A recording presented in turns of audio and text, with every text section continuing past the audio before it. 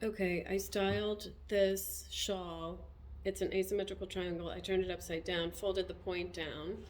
So that's there, right here.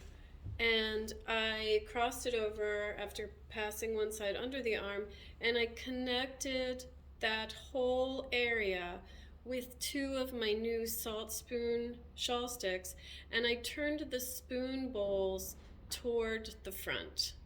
And this one's the white metal and this one's the blackened metal. And what I think is really, really exciting about using these salt spoon shawl sticks is the way in which the simplicity of the design means you can use it as a compositional element in a way that maybe only the other one is the straight pin shawl stick, where the it's minimalist enough that you can use multiples because there's not a hummingbird or a tree frog or a passion flower or whatever on the end that creates that kind of that creates the sense of a repeated design where maybe you don't want a repeated design. This is not really a repeated design.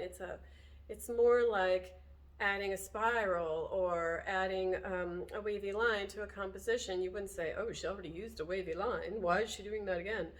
It just leads the eye. You don't have that like, why are we repeating this motif?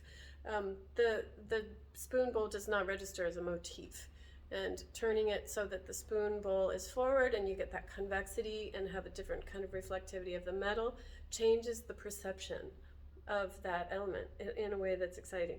So I put those on earlier, and now I want to just show you what it would look like to use two in another context.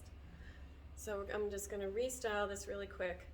And what I'm thinking about is how I'm going to control the underside in relation to the upper side. So I want to make sure that I control that, and I want to make sure that I control this. So I think what I'm going to try to do, and I'm just going to be making this up, what I'm going to do, I'm going to use black. I'm going to start by controlling the upper side, and I'm just going to stitch along the edge. And I love the kind of stitching feeling of using shawl sticks, weaving them in and out. I'm always feeling with the point of my, the point with my finger or my thumb to make sure I'm not catching and pulling fiber. So God, I just love the spoon bowl. I just like that little curve, that little bead-like element just looks so good. And look what happens. Do you see that?